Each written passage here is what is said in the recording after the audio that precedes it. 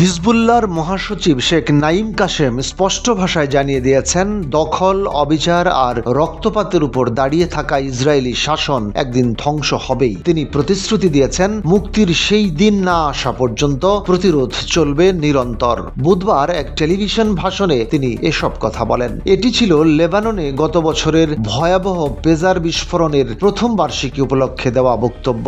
ওই বিস্ফোরণে অন্তত 40 জন প্রাণ হারান এবং কয়েক হাজার মানুষ আহত হন। ইসরায়েলের পরিকল্পিত সেই হামলা আজও লেবাননের মানুষের মনে গভীর ক্ষত তৈরি করে রেখেছে।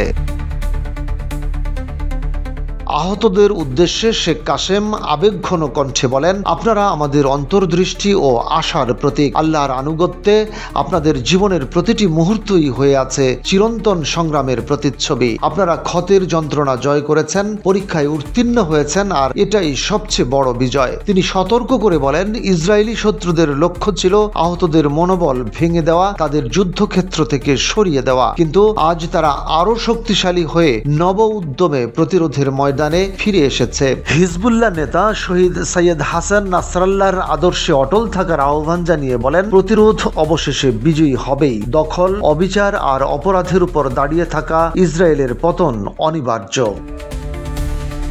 আহতদের তিনি স্মরণ করিয়ে দেন ইসলামের নবী ও তার পরিবারের বাণী, ইমাম খোমেনি ও আয়াতুল্লাহ খামেনির দিক নির্দেশনা এবং শহীদদের ত্যাগের পথ অনুসরণ করার গুরুত্ব। তিনি গভীর আবেগে বলেন, আমি আহত যোদ্ধাদের এবং যারা এই মহৎ পথ বেছে নিয়েছেন তাদের সবাইকে সশ্রদ্ধ সালাম জানাই। বিজয় আপনাদের হাত ধরেই আসবে। গত বছরের 17 ও 18 সেপ্টেম্বর লেবানন জুড়ে একই সঙ্গে হাজার হাজার পেজার ও শত শত ওয়াকিটকি বিস্ফোরিত হয়। ইসরায়েলের প্রধানমন্ত্রী বেঞ্জামিন নেতানিয়াহু সেই ভয়াবহ সন্ত্রাসী হামলার দায় স্বীকার করেছিলেন। শেখ কাশেমের বার্তা ছিল স্পষ্ট ও দৃঢ়, প্রতিরোধ চলবেই, আর অবশেষে দখলদার ইসরায়েলি শাসন ইতিহাসের আবর্জনার স্তূপে নিক্ষিপ্ত হবেই।